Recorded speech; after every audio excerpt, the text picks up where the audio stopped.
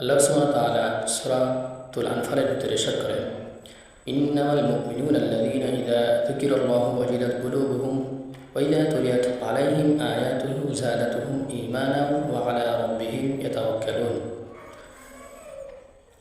অর্থাৎ আল্লাহ সুবহানাহু ওয়া তাআলা ইরশাদ করেন, মুমিন তো তারা যাদের অন্তরসমূহ কেঁপে ওঠে যখন আল্লাহকে স্মরণ করা হয়, আর যখন তাদের উপর আল্লাহ সুবহানাহু ওয়া তাআলার আয়াতসমূহ পাঠ করা হয় তখন তা তাদের ঈমান বৃদ্ধি করে, এবং যারা তাদের রবের উপর ভরসা করে। আল্লাযীনা ইউকিমুনাস সালাতা ওয়া মিম্মা রাযাকনাহুম ইউনফিকুন, এবং যারা সালাত কায়েম করে, ওয়া মিম্মা রাযাকনাহুম ইউনফিকুন, এবং আমি তাদেরকে যে রিজিক দিয়েছি তা হতে তারা আমার পথে ব্যয় করে। উলাইকা হুমুল মুমিনুনা হাক্কান, তারাই হলো প্রকৃত মুমিন।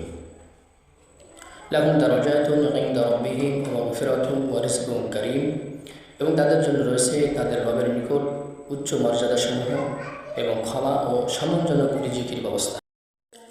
রিজিক দুই ধরনের হয়ে থাকে, একটা হলো সম্মানজনক রিজিক আর একটা অসম্মানজনক রিজিক।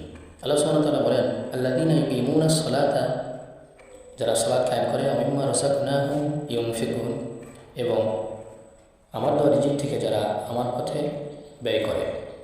উলাইকা হুমুল মুমিনুনা হাক্কান, তারা হলো প্রকৃত মুমিন।